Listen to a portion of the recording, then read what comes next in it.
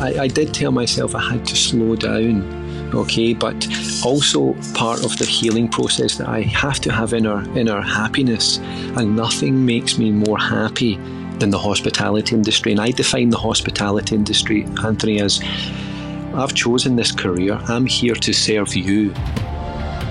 This is the Deep in the Weeds podcast. I'm Anthony Huckstep. Everyone at some stage in their life experiences adversity, trauma, and monumental challenges. How we react to them and how they impact our lives is different for everyone. How do you take those challenges head on and turn your life around in a positive direction? Adriano Matteoni is a renowned cafe operator, opening over 15 cafes and even more over his career. Adriano, how are you? Very well, Anthony. It's nice to chat. Nice to be on here to tell my story. It's great to get you on the show. You've done so many things in your career, and I think a lot of people might not even know all of the different venues that they've eaten in that you've had your hands on. But where are you at the moment? Yeah, I don't think people would know sort of early on. So under the radar a little, when sort of Instagram wasn't around, Facebook wasn't around, and it's probably the way I liked it. Not growing up in Sydney, so I didn't have a big network there. So yeah, definitely people wouldn't have heard of me. Really, just sort of baristas that were around at that time, who have probably gone on to open up things and are still around today. But not many people would have heard the name Adriano Matteoni. Whereabouts are you these days? So I'm actually I'm speaking to you from Korea. It's just a little holiday we're having. I'm sort of trying to base myself between Japan and potentially back in Scotland. To give you a quick overview of my movements from which we'll get into, but from 2000 I arrived in Sydney and left in 2012 to Japan for 5 years, and then from Japan I went to Scotland because a kind of business that I was doing in Sydney, which we'll talk about sort of after the GFC, just there wasn't a resale market. So I went to Scotland, did a few things over there, and then we actually came back. I say my partner and I came back to have our baby boy born in Sydney just last year, and we lasted only about 10 months. Just because of the way the hospitality industry has gone, which again we'll talk about in detail. I just didn't see a niche for me being there. So I have a relationship with Japan. I have a daughter that's living in Japan. So I'm interested in trying to do something in Japan with you'll probably be aware there's a few. You've got Fratelli Paradiso, you've got Apollo. They're through a company called Transit General Office, a management company based in Japan. So I'm trying to sort of, I've got a meeting with them on the 28th. So I'm trying to work out how I could create a sort of role to help either people from Tokyo coming into the Sydney market, or sort of trying to be instrumental in bringing people that I believe could work, a product that could work in Tokyo, over to Japan. But that's kind of where I'm at in the industry right now. So back to Japan, have the meeting, and then just take it from there, really. Can't see myself getting back into anything, Anthony. Really, I just can't. Tell us about that little period of time back in Australia where you felt that things were a little bit too challenging to start up a business, and you made the move to Japan. Why was that? Tell us about that period of time. Yeah, well, look, I came sort of prior to sort of go into that, just briefly prior, I was in the resale market, which we will talk about. And I mean, the resale market was to build up a cafe and sell it. That was the exit. It was always the start and the end in mind. So I wasn't in there for the long haul. So coming back, I mean, everybody in the industry, I mean, I keep my ear to the ground. So everybody in the industry from from the Merivale groups to the Swill House groups to the odd culture groups to what John's doing at the public hospitality, it's a different ball game now. For entry into opening something, even a cafe, requires a lot of capital now. A lot of capital being borrowed with the high inflation and where interest rates are. Because interest rates really do play into the into everything, but especially the hospitality industry. Because if you're renting or you have a mortgage, in 2010 there was 1-2% interest rates. You're locked in. They're now coming back. People are starting to pay 5 and 6% interest on their mortgage. That's, an average mortgage, say, is $500,000. There was just not enough disposable income for people to go out brunching like they used to certainly pre-COVID. So my business model, to find an opportunity to build something up to then pass it on or sell it, just wasn't. I couldn't see a market there. Now the industry, I believe, is just sort of been, I don't want to use the word control, but landlords are favouring people like, I'll just take the Swill House Group, for example, what Anton's doing, remarkable, him and his brother are doing there. They take on a venue in Pitt Street, Somebody like me speaking to a landlord, regardless, you've got to have momentum, I think, now in Sydney. You're never going to get a lease of that calibre. Or landlords are a little bit more cautious who they're dealing with. But really, food costs, labour costs, and now labour costs are it sounds like they're an issue for an operator, but they're great for an employee. But there's got to be a balance, because I just feel that I believe there's no money being made, Anthony. That's really the crux of it. I think there's the margins are gone. The people it's for Justin at the Merivale Group, not speaking out of hand, it's really much of a property play. As long as the mortgages are being serviced or the loans are being serviced by selling the pizzas and all doing great things. You can't do anything. You can't service anything without doing great things. And everybody is doing amazing things.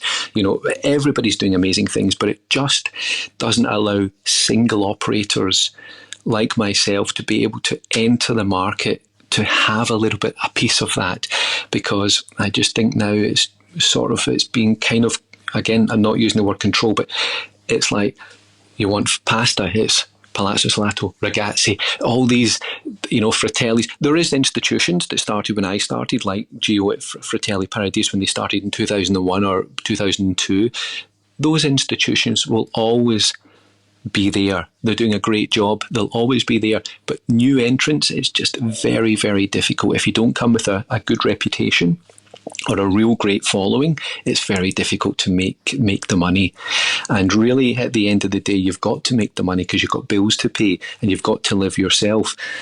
And I just can't see individual operators being able to do that. I can't even see the groups sort of being able to make the margins.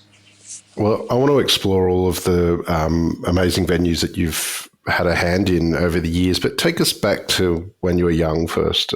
Whereabouts did you grow up, and what sort of role did food play for you? I grew up in Scotland in a small town called Troon, sort of on the map for hosting the British Open every 8 years. A fairly small town. On the seaside, 30 or 40 minutes drive south of Glasgow, and Italian father, Scottish mother, hence the name. And food, I suppose, everything was home cooked. We never ordered in takeaway, and it really wasn't that sort of back then. Everybody, households cooked. And the food, I suppose, because there was a lack of money in the house, Anthony, a lot of love, but lack of money. Both parents didn't work. One through an illness, and my mother had to have an older brother. So my mother's a loving mother, and everything was home cooked, and sort of lots of briskets and lots of cheaper cuts of meat. Being cooked, and then I remember on Fridays it was always Fish Friday. Fish van would come round outside the house, and you'd buy your fish, and that would be thrown into the deep fryer, etc. So and there was a little bit of an Italian influence, but my mum would make lasagna with packet bechamel and pork instead of beef and things like that. So food did play a role, but it wasn't significant. I don't the only meals that stand out were the spread that my mum would make on at Christmas, with the fish, which she would save up for, put money away every week to get that hamper at the end of the year, a side of fish and the turkey and things like that. So I just remember the big spreads like that were cooked in the house. However, every summer, my father was a little bit sick growing up, and every summer he came from a large family, 7 brothers and a sister, would come over. My uncle Dante would drive over with another brother, and through France, over the tunnel, and his boot full of the prosciuttos, the mortadellas, the handmade salamis from the local region he was in, which is Rimini on the Emilia-Romagna, tip of the Adriatic coast, all the wine. And I just remember the boot being open and the car boot being open and just seeing all this delicacies which would do us, he would come in the summer, which would do us all the way through the winter. So eating like kings until the next summer. And we would actually go over to Italy every summer, and that's really when I started to sort of see food firsthand. And what I mean by that is the rabbits being killed in the back garden by my Uncle Dante. They had a bit of land. Chickens being sort of killed and hung, slit throat, hung of the blood. Sardines being put on the skewers and on the big barbecues. And just remember the smoke filling up in the garden and just zucchinis off the tree. Really romantic, but I wasn't aware until I looked back just how clean the food and how homegrown and the relationship with it was a small village outside Rimini, and just the relationship with the guy who was doing the wine from big vats and the bartering rabbits, chickens for the wine, hanging the prosciuttos, making the salamis, not being witness to making the tomato sauces, but they certainly wasn't coming from a tin. Everything was in jars. So looking back, I really they were a special 2-3 weeks. Everything was always cooked, and it was always piadini, all the prosciutto sliced there with a big knife, and just properly done salad. Then you've got your pasta, then you got your meat, and then it was always coffee, limoncello. And as the Italians go, you're drinking a little bit of wine at a young age, you're drinking a little bit of coffee in the morning, the biscotti and the coffee. So I think my romanticism with food started in Italy on those summer holidays. We were always a good eaters, my brother and I. So there's nothing we wouldn't eat, from the tripe right through to all the desserts and all the salamis, and so it was.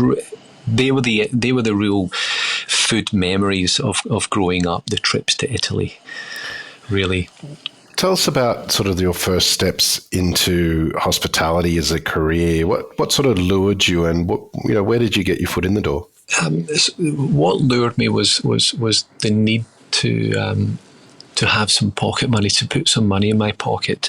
I quickly got a job. I suppose that's really the reason for a lot of people. They go in there, to get some pocket money, and then it evolves. So, I listen to a lot of the chefs that have been on your podcast. They all start as KPs, so 14, 15, local town, because it was a sort of, it was a destination town. Anthony, in the summer, it was really, it grew tenfold in the summer. So there was a lot of opportunities at KP back then, 14, 15. It was fine to work. Not legally, I don't know, but certainly. So I was in the kitchens of the local pubs, washing pots that were larger than me, watching the chefs being burnt, and just the sort of little buzz of the place.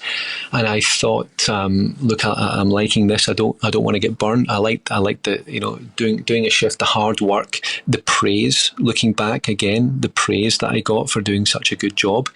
It was instilled in me from my mother. You're doing a job, you do it right, you do it properly, and things will come from that. So, and from then I realised, look, I've got to get some more money. I want to be front of house, because I was always chatting, and people say, oh, you're a good talker, you should be out the front. And did a little bit of looking around, and I was still at school at the time. Finished my school, but always working in the KP role until I was 16, 17, and then I applied for a job at sort of three Rosetta restaurant in Troon, which catered to the American golfers at the time and the Japanese golfers at the time, and that was an eye opener. So I got a job as a sort of, what would you call, as a commie, and I was working there for the summer, and luckily enough we were doing a banquet for Titleist Golf. It was a golfing brand, as you may know, and it was actually an overspill from Turnberry, and one of the assistant restaurant managers, Simon Thompson, was overseeing the banquet, and pulled me aside at the end of the shift and said, "Look, if we would like to invite you up to Turnberry, we think you'd have a role with us in the restaurant. We'd provide training, etc., etc." So the following month, I went up to Turnberry, did my first shift, and Turnberry was the light that changed my life. It was unbelievable.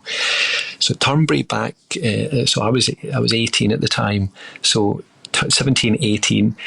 Turnberry, that one shift at Turnberry in the banquet hall turned into a sort of full-time role after I left school. And they like the old hotels, they have a summer season and they have a winter season.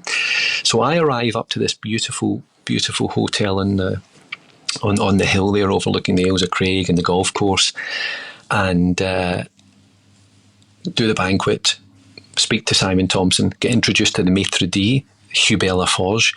It was owned by the Japanese, the hotel, so everything, there was no money spared. And I then he sat me down and said, "Look, we've got a full-time position here for you as a sort of runner for the sommelier. Okay, you can stay in the staff accommodation." So fast forward next week, I bring all my stuff up in the staff quarters and do the induction. Got shown all the restaurant and things, and really, Anthony, it was like the Great Gatsby. So to give you an idea of why it changed my life, is staying in the staff quarters with all the chefs and all the waiters. There were people that had just finished winter seasons in Saint Moritz, finished seasons in France, Austria, Italians, the French were there, all wait staff, all kitchen brigade, was all international professionals.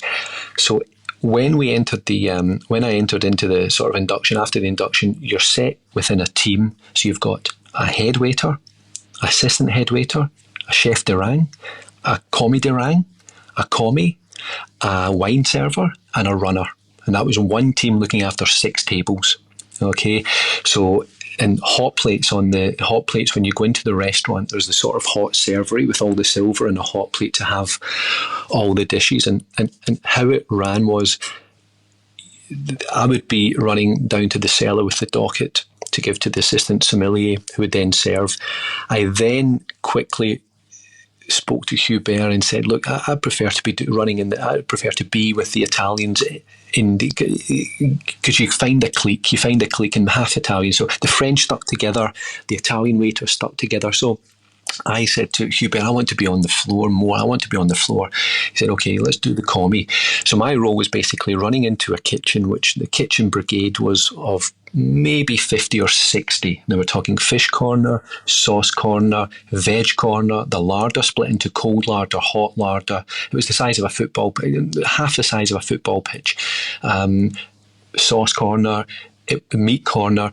It was another world to me. It was another world, and I'd be running in there with the silver trays, standing on the line, everything sommaged in French, and it was all "oui chef," and that would reverberate into the restaurant. The diners loved it. We're talking oil and gas in Aberdeen was flowing, so there was big money up there. People coming down on the helicopters, landing in front of the hotel. It was another level. Bringing out all, it was all French cuisine. I get excited talking about it now. Coming out with the silver trays, white gloves, my commie outfit with the silver gold buttons, the sort of, I can't remember the name of it. There's a name for the things that are on the side of your jacket. You know, head waiters approach the table, assistant head waiters serve the food, the chef de rang does the cutlery. It's just that commies only brought it to the station. So that really opened my eyes to how to serve customers. And 3 of the 5 main courses were all Guéridon work. That's why it was split into, so Chateaubriand's, Dover sole, steak tartare, all done at the Guéridon, at the side of the table, which is coming into fashion now in Sydney. All the crêpe creuset, the cherry banana flambé, the sort of cherry jubilees. It was just amazing. And then guests would then go into a different room for the petit fours and the coffee and tea service. And just the camaraderie, Anthony, because after you'd finished your service at sort of 12 at night, you go back to the staff accommodation. It'd be, you know, we'd gather all the bread, little bits of offcuts of steak tartare, Chateaubriand, a little bit of fish, the mange tout from all the silver service of the vegetables roast, and then there's little bits of wine left, and, you know, great reds, the great whites, and we'd all go into the staff quarter, and the Italians we'd eat together, and we'd get little bits of this. It was just amazing. And in listening to their stories where they had been and looking at the photos of the hotels that they had just came through and worked, that developed a real deep passion of this industry is for me. And I really enjoyed it. I was there for a full year. I knew this is what I wanted to do, front of house. I knew it because I think a little bit of support from the Hubert Laforge saw something in me, that he made me enter a competition and things like that, for Waiter of the Year and things. But he must have saw something in that, instilled a little bit of more confidence in me, that I thought, this is what I want to do. But I knew that I knew it was hard work, Anthony, and I knew it wasn't going to last forever, because people, you've got a camarade of friends, and they'll do either a summer season or both, a summer and a winter, but highly unlikely they'll do the winter in Scotland, because they want to go where the sunshine is. So a lot of them went to the Caribbean. Mainly the chefs went to the Caribbean, but a lot of the waiters went back to Austria or St. Moritz for a snow season. And you start to think, well, you know, I'm going to change. And when I got a job back to where I originally started in Troon, the 3 Rosetta restaurant, I thought, no, this is not, I need to get out of here. So from that, I reckon I was always sort of, I wouldn't call it an entrepreneur at that time, but I was doing things at school, selling things at school that sort of to provide money. And I quickly recognised there was a gentleman who would come in to Turnberry who had just started a mobile phone company in Scotland when mobile phones were taking off, and he loved fudge at the Petit Four station. He would always say to me, and I would get his jacket. When he actually lived in Troon, in one of the big houses in Troon, and I would get his jacket. Richard Emanuel, his name was, and I would slip a little bit of fudge in his jacket. And next week he would come, because they all liked their tables. You know, they got sort of the cartoon guy who's on doing the cartoon stuff on BBC, and you've got all the biggest builder in Scotland there at table 1 and table 4, and they all liked their tables. And as Richard was coming up in the business world, he was on table 5, so he's in in the table of the 6 tables that we would service. And he said to me, "That's fantastic what you're doing. You would make a great salesman. I've got a mobile phone company, blah, blah, blah." I said, "Yeah, I know, Richard, the waiters talk about you. You showed me what you do, da, da, da." He said, "Why don't you come up on Monday and have an interview, da, da, da." So I went up, and basically, long story short, I got the job, and there was 7 stores or whatever. So I started selling mobile phones. Again, my life has been quite lucky with timing. Mobile phones were taking off. There was a lot of commission in it, saved up a lot of money. And then I applied for a visa to Australia and got out of here, basically, and that's when I came to Sydney in the Millennium in 2000. Were you surprised by Australia when you landed here? Well, again, a bit of luck, Anthony. When I was selling so many phones, there was an Australian girl who was who's at Sydney University doing an exchange at Glasgow, and she got a part-time job doing all the contract works, just doing all the sort of paperwork. And we got on very, very well. She said, "Why don't you come to Australia?" And that's what motivated me to think, okay, yeah, I'll come to Australia.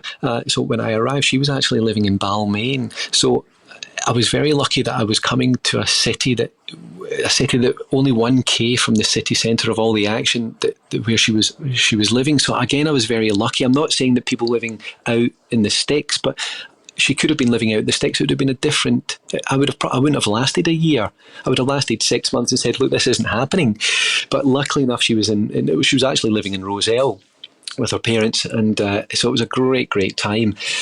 So yeah, when I came, Anthony, I just thought, wow, going over the Anzac Bridge, looking at the Harbour Bridge, I just thought, gosh, where am I? What is a boy from Troon doing here, right? So I very clearly remember I arrived on the 2nd of January, just after the millennium, and I remember just again from a very young age, the need to earn my own money because there was no money in the house. I picked up the Sydney Morning Herald, and that's where all the jobs were advertised. Saw a job for a coffee cart. Went for the interview. It was at the back of Oxford Clothing in Paddington. He had a cafe there. Mark Whittingham had a cafe at the back. They went for the interview. He had a coffee cart at the University of New South Wales, which is an absolute institution way before his time. Mark actually went to America, saw what David Schumer was doing with specialty coffee, and said, "I'm having a bit of this," and opened up a coffee cart outside the library lawn. So I got a job there Monday morning. He was saying to me, "We're making coffee," and I said, "Yeah, fine." So I arrive Monday morning at this coffee cart, already the lines, 14 deep. And I was just a bit like that Turnberry moment, Anthony, where I just thought, wow, what's going on? What are they doing with this coffee? What is that tamper? What are they doing here? This is more than coffee, gosh. And I developed a deep passion for coffee. And I worked on that coffee cart for 1 year. But again, just back in the training, was 3 months on the till, 3 months on the shots, 3 months on the milk, and 3 months pouring. Not like, so it was a real exercise. Because we were outside, you've got to manipulate with the humidity for the grinder, etc., etc. So I just developed a real passion for coffee and was reading everything about it, and just heavily into it. Realised there was there was definitely money involved in the coffee. There was good margin, and it was always a business angle for me, Anthony. It's because of my upbringing. It was never.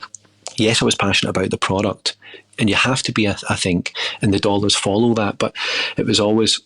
Had to always, and I don't mind admitting it, but it was always this need to make some money, and I thought it's an unqualified, so this is a great entry to maybe do something on my own. Well, that experience with coffee triggered, a whole decade for you with around 8 venues. But tell us about your first coffee bar that you opened that sort of began all that. Okay, so my mentor really, who was a good friend, Sean Demacaulay, he was working on the coffee cart. He taught me everything, all the techniques. He instilled a bit of passion in me. After 1 year, I said to Sean, "Let's open up something." So in Rozelle, there was a shop for lease, an Italian restaurant had gone out of business. I spoke to the owner. No agent, just a number on a mobile phone number on the window. I met Peter, who I'm still in contact with today, and I said, "We want to open up a cafe, blah blah blah." So we opened up. Sean and I opened up, and during the process of opening up, he gave us 3 months rent free. So I'm learning. I'm taking all this in, not at the moment, but having rent free periods and things. I'm taking all this in, and So Sean and I opened up our first venue called Piccolo Padre. The venue's still there today, but it's a different name. And opened up with all night painting, all the sort of. I was listening to what Toby was doing there at the Wedge, and sort of similar idea, not really knowing what you're sort of doing, but we knew that there was not a lot of operators doing the level of coffee that we were doing at the coffee cart that we could bring to Roselle. To give you an idea, so Toby Smith was just opened up in Woolloomooloo in his mum's garage. There was Coffee, Tea and Me in Ranwick, who an older gentleman who was instrumental in the coffee industry, which not a lot of people would know, but a lot of people at Toby's in my age would know. There was a Scottish guy at Campos Coffee, Andy MacArthur. So Will hadn't even taken over Campos yet. So, and Will would come every day to Piccolo. So we opened up Piccolo Padre, realised we had something, and basically Sean looked after the coffee, I looked after the food. And the food at that time, there was just basically 5 sandwiches. Again, taking something that Mark was doing in his cafe at the back of Oxford Clothing when we had the coffee cart. He was just doing very high quality sandwiches using a good supplier, Kirk's, who are still around today. So high quality pestos, high quality Gruyere cheese and good quality ham. So we did 5 sandwiches, 2 meat, 2 fish and 1 veg, all on Turkish bread. And that was going fantastically well. 8 months in, Sean's father, sort of, who was looking after the books, had said, "Oh, boys, you should be doing a wee bit of scrambled eggs and doing a bit of pancakes." And I sort of said, he was in his son's ear, and Sean was sort of then eventually saying to me, "Why don't we try something?" I said, "Sean, it's not really, why don't we just open another venue like this, replicate what we've got here?" So just a bit of disgruntledness crept in with his father and I, and John wasn't part of the business, it was his son. So eventually John sat me down one day and said, "Listen, I'm going to write you a cheque for your 50% of the business." And he wrote me a cheque, and I accepted it. That's fine. And then I'm learning again. I didn't realise there's a resale market. I thought you just operate the cafe and, maybe it closes down or you get fed up or whatever.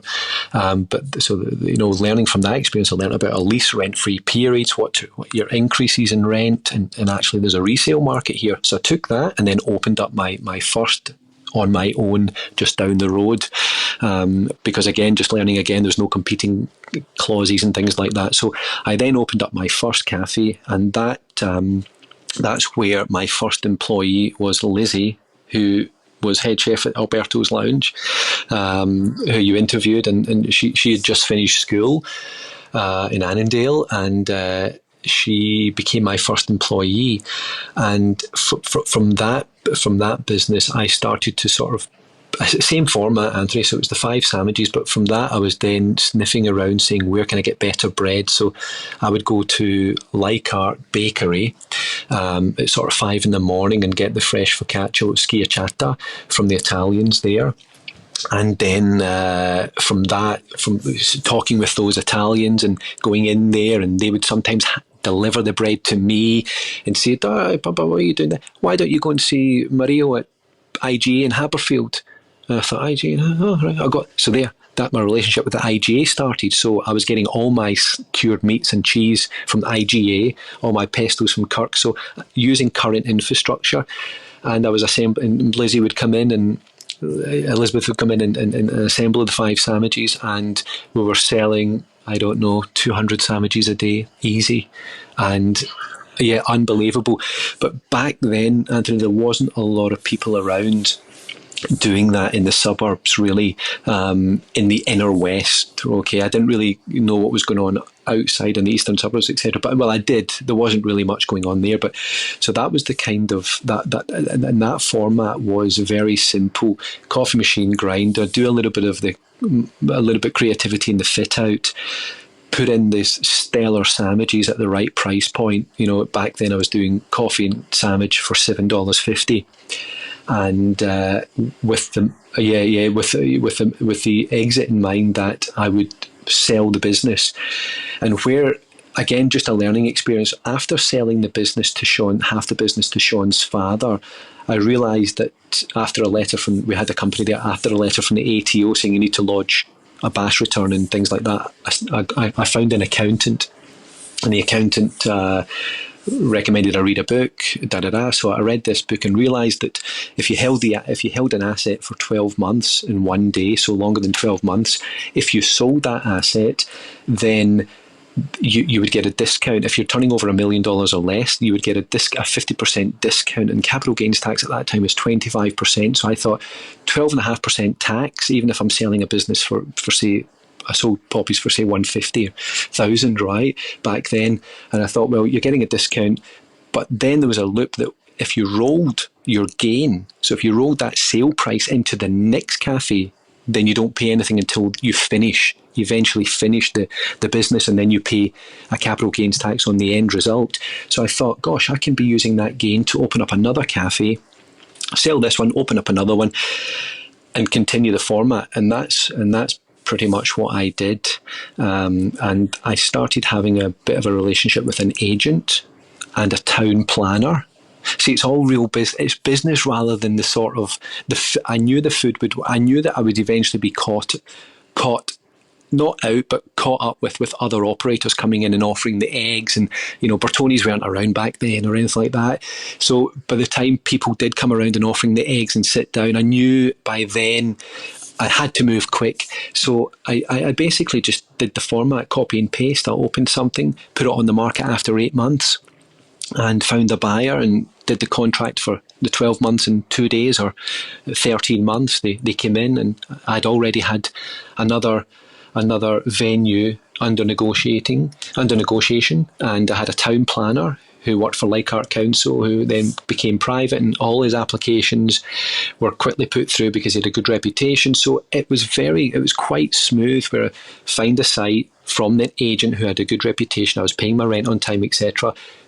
Bring in Bruce, who was a town planner, get it all approved for food, operate, then sell. And I did 5 in Balmain. So I had a bit of a reputation for, good quality, but also a reputation for that I was selling. So I actually had, after the third one, people lined up from when I opened. We want to buy the business when you're selling it. So it was, again, just very, very lucky at those times. Interest rates were low. Inner West was exploding. The house prices were exploding. People were borrowing against and just living the life. So it was, again, timing was everything for me. And rolled them out, did that and then 2000, and I did my last one in 2010, where I had 2 at the time called Papercut, one in Stanmore and one back in Lilyfield, after doing Glebe. And I opened up Glebe in 2008, and that's when Toby opened up Wedge, 2008, 2009. He opened up the Wedge, and he was saying that it was easy back then, so you can imagine what it was like prior to that. It was really fruitful times. And I think after the GFC, that's when banks stopped lending to people looking to buy a cafe after 1 year of trading. So the business model sort of kind of stopped. And I didn't want to do a cafe I didn't want to make it my life career. So that's when I thought, okay, time's up. Your life changed quite dramatically in 2010. You were diagnosed with stage 3 brain cancer. Tell us about that period of time and the impact it had on you. Gosh, that period of time, I had just had Natsu, my daughter, January the 7th, she was born. Lost my mother at 58 in 2009, and just bought a house in Marrickville, and that was the fruits of the labour. And it was traumatic. Woke up, ambulance, had a seizure in the middle of the night, taken to the hospital, the MRI, CT scans, and was brain tumour. So I had private healthcare, thank the Lord. Quickly into RPA. Jeffrey Brennan, great surgeon. Everything came out. Left the field with a diagnosis, because when I was in there, Anthony, when the MRI came back and the tumour was there, the diagnosis was, oh look, this is benign. We're absolutely sure of it. He was the chairman of the Australasian neurosurgeons at the time. I've canvassed your case to all the rest of the neurosurgeons. There's a shadow over it. Blah blah blah. Left the field. Came out of the operation. That was a stage 3. Speak to a radio oncologist. What's the life expectancy of somebody with a radiotherapy? Oh, it's an anaplastic astrocytoma, they call it, and it's like an octopus. And about 18 months, most people, okay, no worries at all. And from that day, I never went back to see the radio oncologist. She didn't believe in me. I saw a McDonald's wrapper in her. I'd been doing some reading about sugars and things like that after the diagnosis. After them saying that there's a tumour in the brain, I started reading about food, and that's another affair I had with food, but from a medical perspective. And never went back to see the radio oncologist because she's given me a diagnosis that I'm not agreeing with, and in her waste bin was sugary drinks and things that I've been reading are just a no-no. So that's when we decided to move to Japan, to sort of just for to immerse myself in the sort of macrobiotic kind of diet over there, the cold press juicing, onsen water, high sulfur, saunas. So my relationship with food completely changed. It was 100% organic diet, which still is today. I'm not saying it's 100% because in different countries it's quite difficult, but chemical free as much as possible, cold press juicing, positive thinking, just really going into my own self.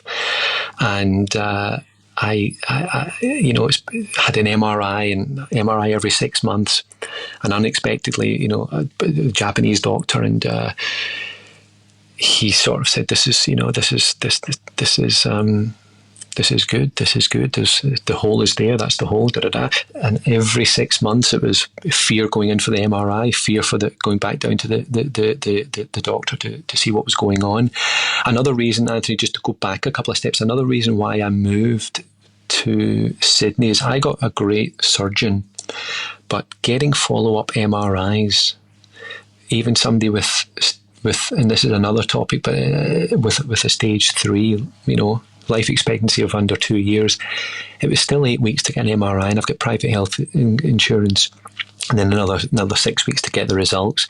I go to Japan, Anthony, I don't even need an appointment. I go there, my neurosurgeon's there, I get an MRI upstairs, and he's watching it downstairs. Half an hour later, I'm in his office, he's showing me it, right? So I needed that sort of attention.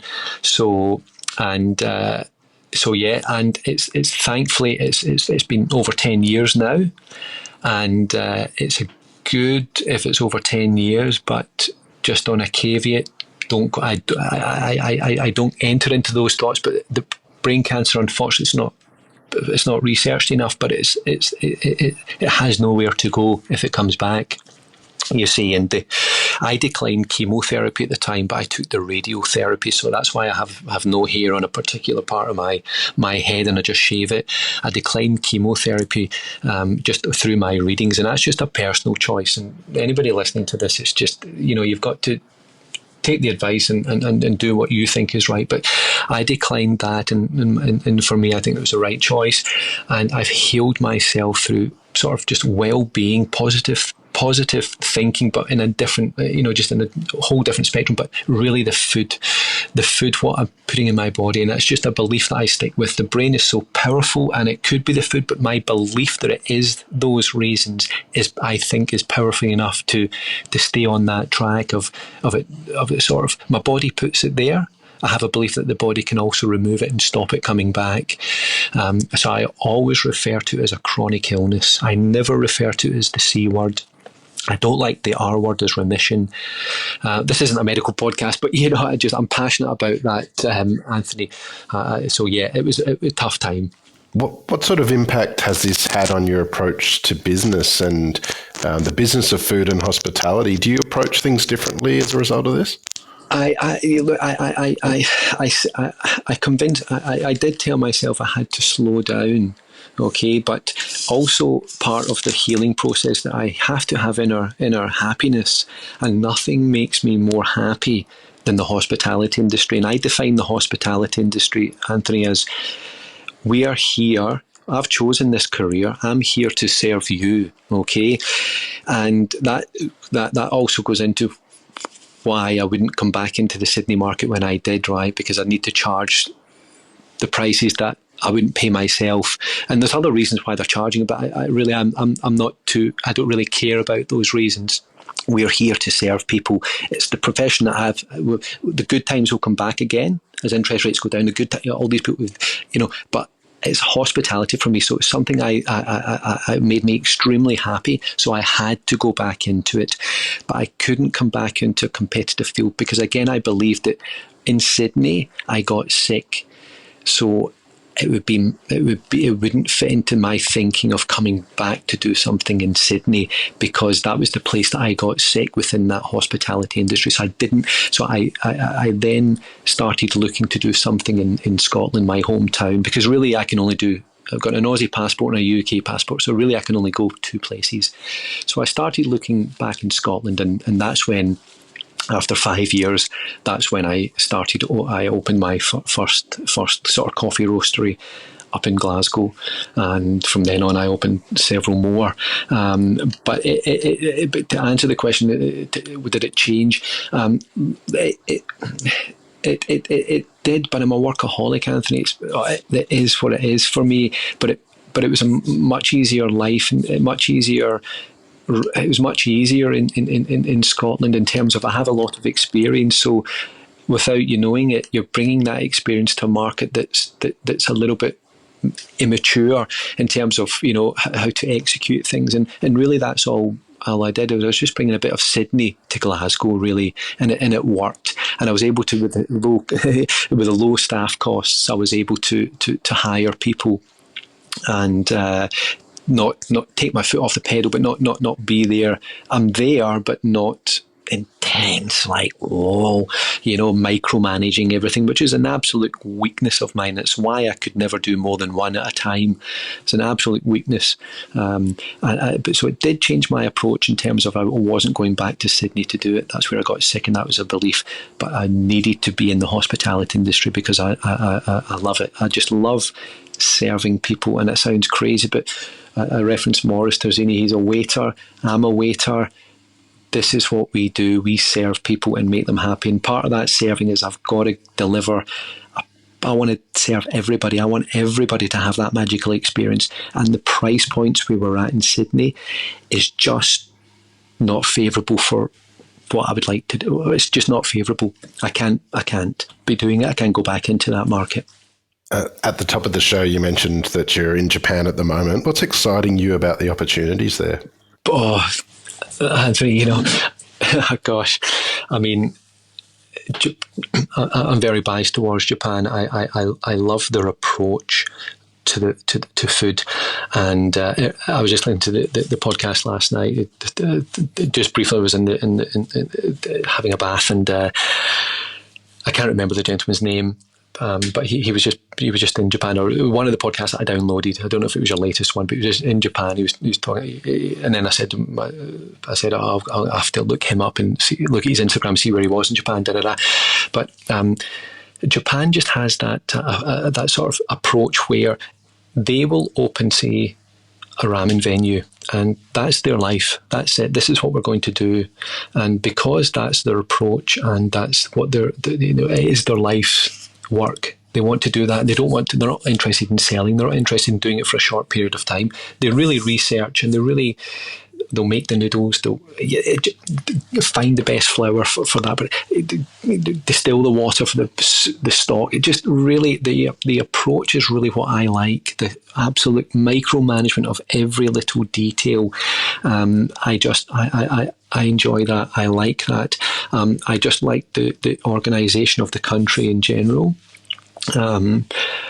I just think that, but in terms of opportunities, and also I just think Tokyo in particular, there's now this sort of idea that, Bill, God rest his soul, was absolutely instrumental in bringing the sort of Australian, not just the brunch, but the Australian way of dining to Tokyo with his first site in Kamakura through the Transit General Office Management Company, and then he's gone on to open up 5 in Japan.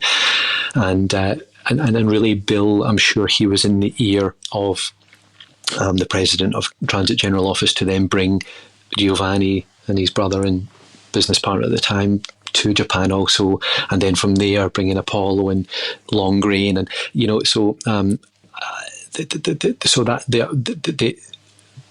there is an opportunity with bringing Western style product to Japan, but also the Japanese way of doing things is really, I just believe the best French food is in Japan, the best Italian food is in Japan, the best Asian food is in Japan. I just believe it. People may go there for a holiday and get a little bit of, Shinjuku, Shibuya, go down to Kyoto, Hiroshima, over to Osaka, but then when they go back for the third and fourth time, they start to really see underneath and really see that it's really ingrained in the culture to do things to perfection, or as well as you can, and by default you're doing it, you're almost trying to reach perfection, and I just like that. I just like it. Price points are good as well. They're not they're yeah. So everything's quite favourable to do, to do something over there. Well, I know we've only skimmed the surface of your amazing life in food, but what do you love about what you do? Serving back in it's definitely serving people, like I've said there. I just like putting a smile on people's face. I like being able to deliver a product of a very high class, whether it's a toasted sandwich or a coffee or I had a trattoria in Glasgow, whether it was a bowl of gnocchi gorgonzola, but just like serving, just putting a smile on people's face. I know that's cliche, but it's and just doing everything to a high level. From the Turnberry days, I enjoy that. But see, as I'm getting older, Anthony, I think, like many people end up doing, and a lot of chefs on the podcast, also mentoring other, like their call me chef, or the chef de parties, the mentoring, is that I think I have a lot of experience within this very small field of sort of cafe business side also, that I would like to sort of pass that on. There's very many good operators in Sydney, right? But I just think, knowing that that's what I want to do, I say, where's my niche? What can I do? And I think Japan might be an opportunity for me to, because I know what's going on in Sydney. I really keep my ear to the ground. I know what's going on in Sydney.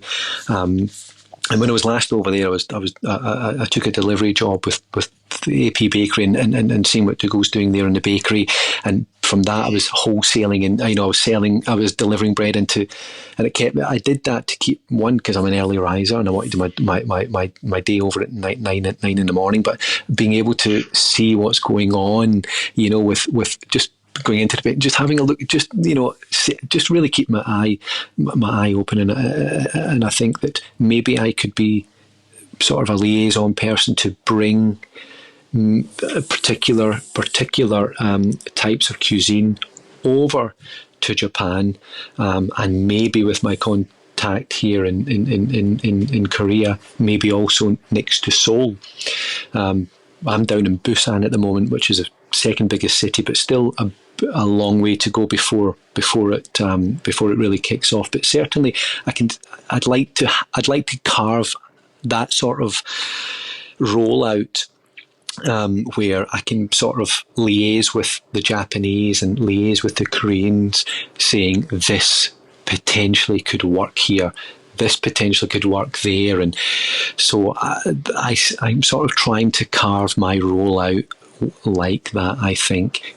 But eventually ramen is my passion, and eventually I know for sure I'll be coming back to Sydney to do something eventually, and that's what I would like to eventually do, is a very, very Japanese little ramen bar, but before that I'd like to try and help out some Australian people to come over to Japan and potentially Korea. So just trying to carve out not even a consultant, not even thinking about the dollars, Anthony, not at all. I'm just, it's that helping, just trying to help, because navigate, because Japan's really, a lot of Australians are coming over. They've always been over for the skiing, and I just feel that there should be more Australian operators that can fit into what Tokyo's missing, that could do very well over there, and also not just do well for, how fun would it be? You've got like Giovanni has experienced it. They've got Japanese staff coming over to Fratelli and vice versa. and how much fun that would be for the operators, and how proud it would sort of feel by sort of being part of helping that relationship. So that's sort of where my sort of focus is to try and really carve out a niche where there's a role to be played with liaising with Australian operators to come over. Well, Adriano, I know there's so much more to talk about, but we'll have to catch up again. It's been an absolute pleasure having you on Deep in the Weeds to hear just a part of your story. Please keep in touch, and we'll catch up again soon. Thanks, Anthony. Have a great day. Cheers, mate. Bye-bye. This is the Deep in the Weeds podcast. I'm Anthony Huckstep. Stay tuned as we take a deep dive into the lives of the incredible people who ply their trade in the food and hospitality sector. Special thanks to executive producer Rob Locke for making this all happen. Follow us on Instagram at Deep in the Weeds Podcast, or email us at podcast@deepintheweeds.com.au. Stay safe and be well.